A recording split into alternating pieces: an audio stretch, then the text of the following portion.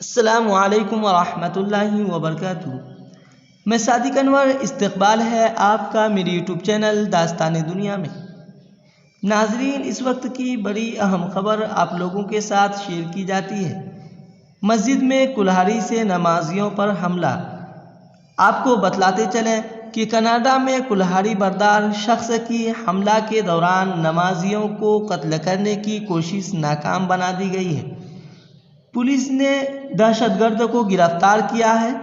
Canada media کے مطابق شہر میں شیشہ گاہ میں واقع مسجد دارالتوحید اسلامک سینٹر میں نماز فجر کے وقت 24 سالہ شخص نے کلہاڑی کے ساتھ نمازیوں پر حملے کی کوشش کی۔ مسجد کے امام نے بتایا ہے کہ ملزم کلہاڑی لے کر آیا تھا اور حملہ کرنے کی کوشش کی تھی، لیکن ناکام ثابت ہوئی۔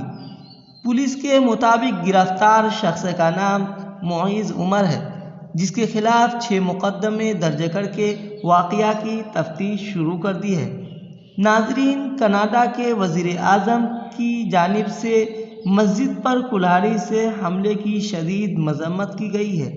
آپ سے گزارش ہے کہ آپ اس خبر کے متعلق کیا رائے رکھتے ہیں، کامنٹس کر کے ضرور بتلائیں۔ السلام علیکم۔